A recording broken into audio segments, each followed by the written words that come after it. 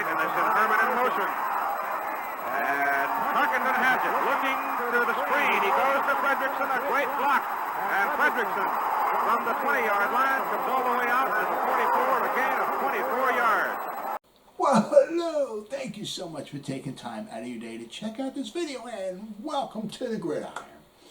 And before I get started, I just want to say thank you so much to everyone who's been watching my videos. I greatly, greatly appreciate it. If you give this video a thumbs up, or maybe leave a comment below, or maybe share the video, I would greatly appreciate it. Thank you so much. Thank you. Well, I'll tell you what, yesterday and Tuesday, certainly not a dull day at the Giants facility, huh? A lot of stuff going on, a lot of stuff. I guess the biggest thing, was the fisticuffs were flying. And Joe Judge was not very happy about it. Apparently Corey Clement was running with the ball, and he got like a hit or a late hit or something like that, and Evan Ingram didn't really particularly like it, and he went and he took a shot at Jabrill Peppers, and Logan Ryan saw that, and he shoved Evan Ingram in the back, and then all hell broke loose. And Daniel Jones went in there, I don't know, to try to, break it up or something. Somehow he wound up underneath the pile. I think Logan Ryan, in his press conference, he was talking to everybody. He said he wound up underneath the pile. So, and from all accounts, from what I can read and all, like almost everybody was involved in it. I mean, either getting shoves in here or shoves in there or trying to break it up or whatever. But when it was all over, Joe Judge was not happy. He had everybody running sprints and doing push-ups. I think he had doing push-ups 2 different times. He was, 4-letter word here, 4-letter word there. He just pretty much exploded. Then after he did all of that, then he gathered everybody around and ripped them a new rear end once again, and then practice was over after that. But yeah, he was not happy. Very anxious to see what he has to say in his press conference or news conference or whatever it is, today, because that's the first question everybody's going to be asking him. I mean, I felt bad in a way for Logan Ryan. I guess in a way he did ask for it, but after the practice was over, he was, the guys wanted to talk to him, and for like 7, 8, 9 minutes, it was just every question was specifically directed right about what happened. Not one question. Was asked about anything else. It was just pretty much about the fight, But it is what it is. But guys, hey, it's training camp. Things are going to happen, and this might solidify the team. Logan Ryan said he was just sticking up for Jabrill Peppers, right? Evan Ingram was just sticking up for Corey Clement. And now, you got that too. Hey, look at it. Corey Clement, where did he come from? Came from the Eagles. You get Evan Ingram sticking up for him, so, right? You got the offense sticking up for the offense, defense sticking up for the defense, right? And, somewhere they're going to have joint practices with the New England Patriots and Cleveland. And I think we're going to spend a couple days in Cleveland, and then they're also going to go to New England and have a couple practices for a couple days there with those guys, the Patriots as well, and Bill Belichick. So that'll be very, very, very important. That'll going up against somebody else is a lot better than beating up on your own guy, the same guy every day, So that'll be very, very important. But guys, it's training camp. It's going to happen. Maybe we might go another day or a couple weeks or something. May not get an all-out Rumble Royal WWF Battle Royal going on, but you're going to have some guys pushing and shoving and throwing some punches and stuff like that. It is what it is, Now, some of the other news, right? Devontae Booker, on his first carry he had, on 11, they were doing 11-11 drills. First running carry he had, he fumbled the ball. Well, I guess that didn't impress Joe Judge and all, and so he came out, and Corey Clement went in there, took his place, and apparently Corey Clement had a very good practice before the Rumble Royal happened. But I said, well, Corey Clement, right? He's got 4 things, all right. He can run, he can catch, he's special teams, and he's got himself a Super Bowl ring. Right, a lot of guys in the Giants team want to have that Super Bowl ring. So Corey Clement, so if he makes the team, he's got a lot to offer. I mean, he's not the greatest running back. He's not the greatest receiving running back. He's not the greatest special teamer, but he's got something to offer. Apparently, he had a very good practice today. David Sills once again.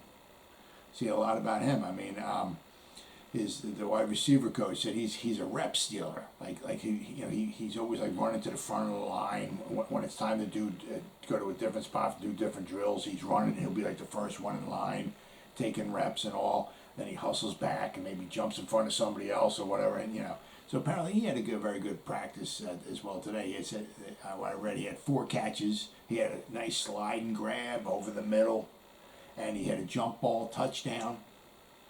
So he's doing very, very well for himself, continuing to impress. He was impressing last year, then he got hurt, and he missed the whole season. But hopefully, if he can stay healthy this year, he just might have a spot on the roster for him. We had three guys. All right, we got Kadarius Toney was on the field. All right, Josh Kalu, the safety, came off the COVID-19 list. All right, and then Blake Martinez came off the COVID-19 list as well. And Blake Martinez was on the field. Now, what the judge said about him is obviously he's got to get time to get ramped up. I mean, he's on. I think he said he's on a pitch count. So it's not like he can't do it. Go on there for a full practice. I mean, he could. The judge just wants to try to bring him along slowly, just not try to shove him right in there right away. But Blake Martinez will be in there, for the full practice sooner, But so it's good to see. You got three guys came off the the COVID list and all that and everything. So that's good. All right, so now we got to the bad point. All right. Apparently, I think we signed Todd Davis on Saturday, right, to help out maybe the middle linebacker, right? Because Reggie Ragland wasn't on the field, Blake Martinez isn't on the field, So we signed Todd Davis. Now, Todd Davis had a couple exceptional years with the Broncos. He was like a tackling machine. Last year he spent with the Minnesota Vikings. He was only in like about 250 snaps or so for the Vikings last year. He should have been in more because their defense was horrible. But apparently he signed Saturday. He had one practice with the Giants, and then he decided to, I guess, retire. I don't know if he wants to take the year off, if he's retiring permanently.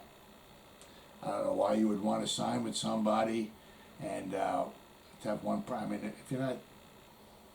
I mean, I guess he's doing himself and the Giants and all a favor. I guess if his heart's not really there, don't play. If you ain't there no more, it is what it is. Retire. But it's just kind of weird why you would look for employment, sign, go through all of that stuff, and then say, you know what, I don't want to do this anymore. But I think it's a real shame because I think he would have been a huge asset to the team, and it apparently, it would have been a very good asset to the team and at a very minimal cost. But it is what it is. If it's time to go, I guess it's time to go. Then we got the other bit of bad news is that Kenny Golladay apparently on it was like a 7-on-7 drill. It was like the first play of a 7-on-7 drill. He kind of came across the middle. He dropped the ball, and as the ball dropped, he kind of pulled up and he started grabbing his left hamstring, and then he walked off the field with the trainer. So I don't know if he aggravated it earlier on or what, because I was watching videos of him and I'm seeing him running like go patterns down the sideline, and Danny Dimes is dropping balls in there, he's catching them and all and everything, and then pulled his hamstring.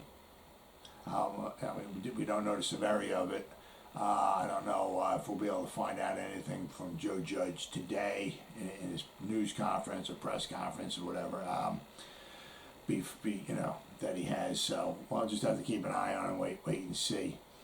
But unfortunately, this is kind of right down Kenny Galladay's alley. getting hurt. I mean, he's played in 4 seasons. Played 4 seasons, all right, with the Lions. Only one of them did he play all 16 games. Okay, 2019.